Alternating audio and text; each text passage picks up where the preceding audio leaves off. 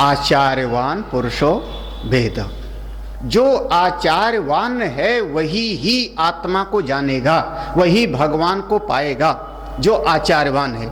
जैसे आप कहते हो धनवान, ज्ञानवान, बुद्धिमान, ऐसे आचार्यवान।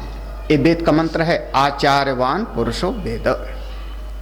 कौन है आचार्य? तो एक सरल भाषा में कहा, आचरति चिनोति यह स आचार्य। आचरति, जो स्वयं, ये व्यवहार जगत में है, ये व्यवहार की बात है, जो स्वयं आचरण करें और दूसरे को भी वैसा आचरण करावें, उसी का नाम होता है आचार्य। स्वयं असंग हैं तो दूसरे को भी असंग बनावें, स्वयं निश्चिंत हैं तो दूसरे को भी निश्चिंत बनावें, स्वयं भगवान का भजन करते हैं तो दूसरे को भी भगवान का भजन करावें, स्वयं साधना करते हैं तो दूसरे को भी साधना करावें। आचरित चिनोती, ये रंग लगना चाहिए, बिल्कुल रंग लगना चाहिए।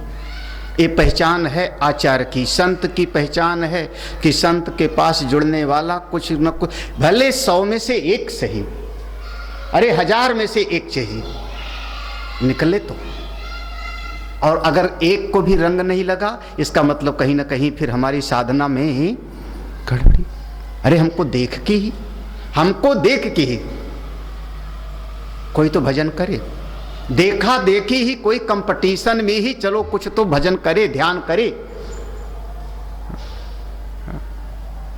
आचरित चिनोती, जो स्वयं आचरण करे और दूसरे, किसका ये आचरण की बात आएगी। आचरण माने किसका, किस बात का? तो अपनी असंगता का, अपनी निश्चिंतता का, अपनी भगवत तन्मयता का, अपने बोध वृत्ति का, जो उसका आचरण स्वयं में लावे और दूसरे भी वैसा करें। अरे महाराज, संत के पास बैठ करके अगर आपका थोड़ा मन हल्का हुआ तो समझना कि आप सही जगह पर हो। ये पहचान सभी संत लोग बताते हैं कि आप संत के पास गए, उनके पास बैठे, कुछ देर चर्चा किए और आपका मन थोड़ा संसार की चिंताओं से हल्का हुआ, समझना कि आप सही जगह पर हो। आचरत चिनोत यह सह आचार्य, ये है उसकी एक परिभाषा। दूसरी आप लोग याद कर लेना, कोशिश करो। मोक्ष साधन उपदेष्टु आचार्यस्य, वो आचार्य हैं जो मोक्ष का साधन हमको उपदेश करें। अरे रुपया कमाने की विद्या बताई तो कौन सा आचार्य? वो तो दुनिया वाला भी कर देता है, विद्यालय वाले भी वही पढ़ाते हैं कि जाओ और रुपया कमाओ। संसार की कोई विद्या बता दिया तो वो आचार्य थोड़े होगा। जीव को उपार्जन की विद्या बता दिया, ऐसा घर बनाओ, ऐसी नौकरी करो, ऐसी पढ़ाई पढ़ो संसार की, तो ये तो संसार में हजारों जगह पर है। आचार्य तो वो है जो मोक्ष का साधन हमको बतावे।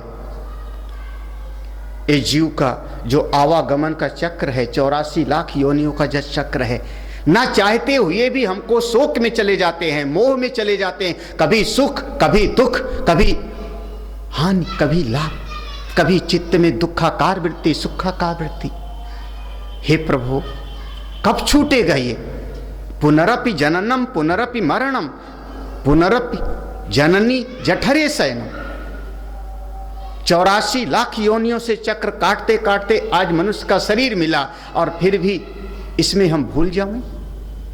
मोक्ष साधन उपदेष्टु, जो मोक्ष का साधन हमको उपदेश करें, मुक्ति का साधन बतावें, वो हैं आचार्य।